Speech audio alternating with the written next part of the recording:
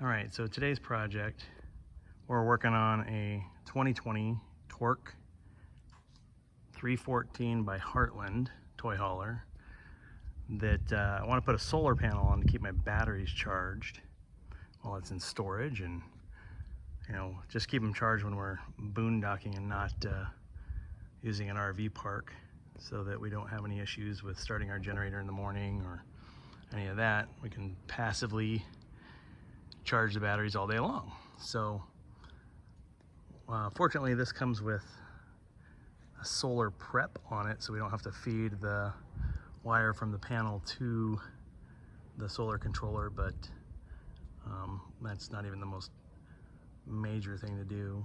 All you would need to do is figure out where you wanted the roof penetration and put it in and seal it up. But they've already done that for me, so it's kind of nice.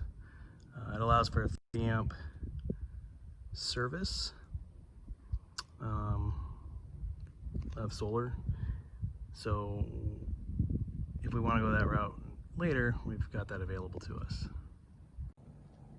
So what I decided to go with is a Renogy system. It comes with a 30 amp solar charger and a 100-watt solar panel here. The kit did not come with the brackets, so I had to order the Renogy Z brackets, as you see there in the top, and it did not come with the Bluetooth module over there, but I thought that would be a cheap and easy addition to being able to monitor the solar activity on my phone. It says it has like a 900-foot connectivity ability, so I think it'll do well for us. Also, the red and black cables you see there in the middle, they were actually ordered from Amazon. I don't remember what brand, but they are not Renogy, but they are the same size as what Renogy uses. I did go with those because the Renogy ones were black, and if I decide to increase the amount of wattage on the roof there, I want to be able to very quickly decipher which is positive and which is negative when I'm hooking up new panels. So this controller should be able to handle 4 panels, or 400 watts, because especially since we're never going to get 100% efficiency out of it, so it shouldn't be a problem hooking 4 on to get 30 amps of solar service. With that, we'd have enough to be able to hook up an inverter to run our television, or it's enough to maintain the batteries that are on there, and run any 12-volt lighting we have as well. So let's see what we got here. So this is our Renogy solar charger. It's a PWM charge controller. It's pretty straightforward. As you can see there, it says plus or minus for your solar panel connection and plus or minus for your battery. They're just a simple Phillips head screw to tighten down your cables, and away you go. You also have the RS-232 connection right there. As you can see, it's kind of like an Ethernet cable.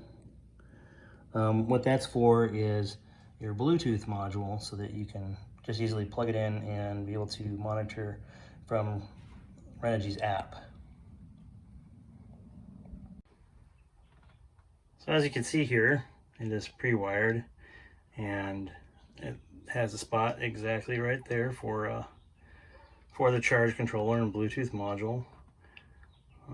Let's check it out.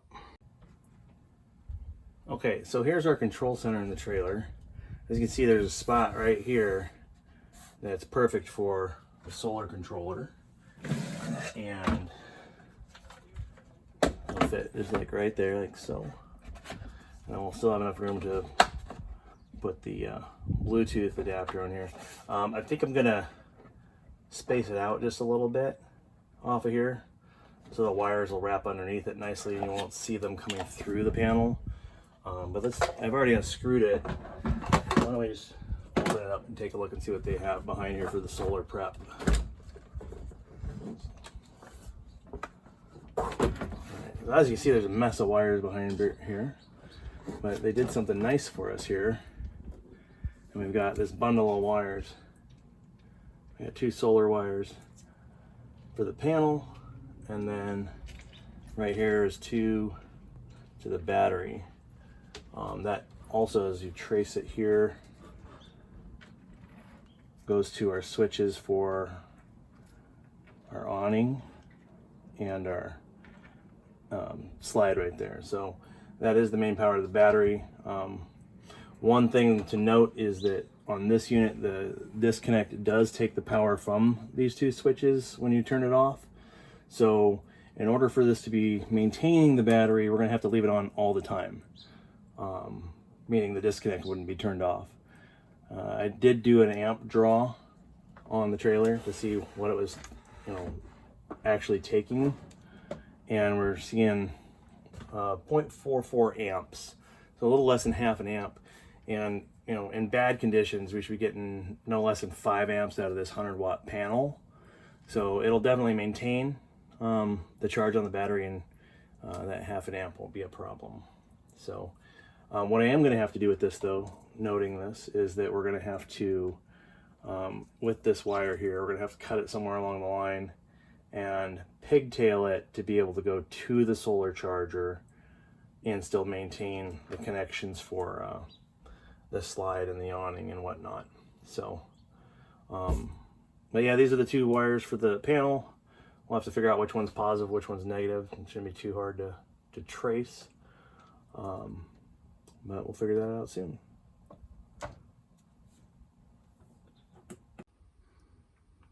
So I put the pigtail on, and I've put the solar charge controller on the board. As you can see, it's got some standoffs, so the wires can come in from behind. I don't have to drill through the faceplate. I can put the fuse here for the power side of the output of the controller, because we want to make sure that it's protected. I'm sure this line has a fuse on it somewhere, but I want to make sure 100%. So with that being said, so we have, place here to put the fuse. We're just going to use a standard 30 amp flat fuse that you would, use for like maybe wiring an amplifier in a car or something like that. So it comes in its own holder and everything. But what I want to get to here is that, on the front of the trailer, it says black is positive and white is negative on the wire. So we see the black stripe on the white wire and then a white wire. What we can do to test that is we can get out our multimeter like so. As you can see, it says 000 right now. Now these wires are hot, and when we are wiring up, we want to make sure everything is disconnected at the battery and then we're not running anything hot. But let's say we thought, well, is this white wire here the positive wire? Let's touch that to the red tip here on my meter, and then we'll look at the other side here. So we put the black to black, because a lot of times in DC circuits, black is ground and the other color is hot. But in this case, it's backwards. As you can see on the meter, it says negative 1299. The reason it's reading negative is because it's hooked up backwards.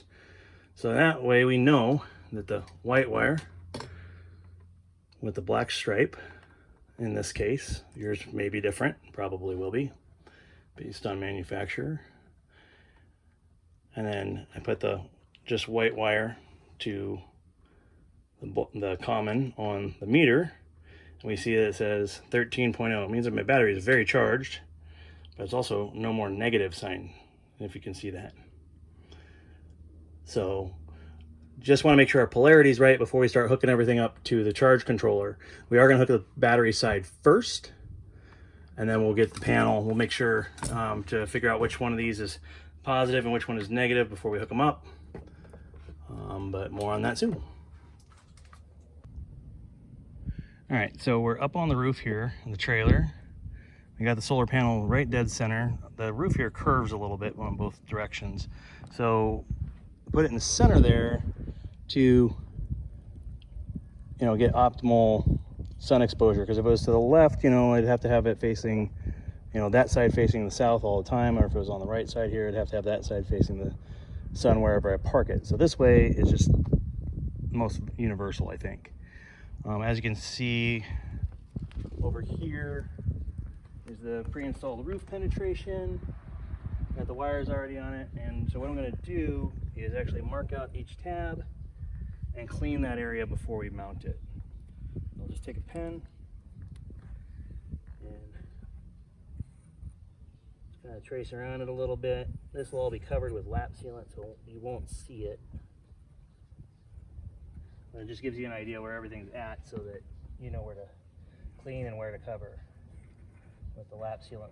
You'll want to put lap sealant under the tabs and over the top after you screw them down.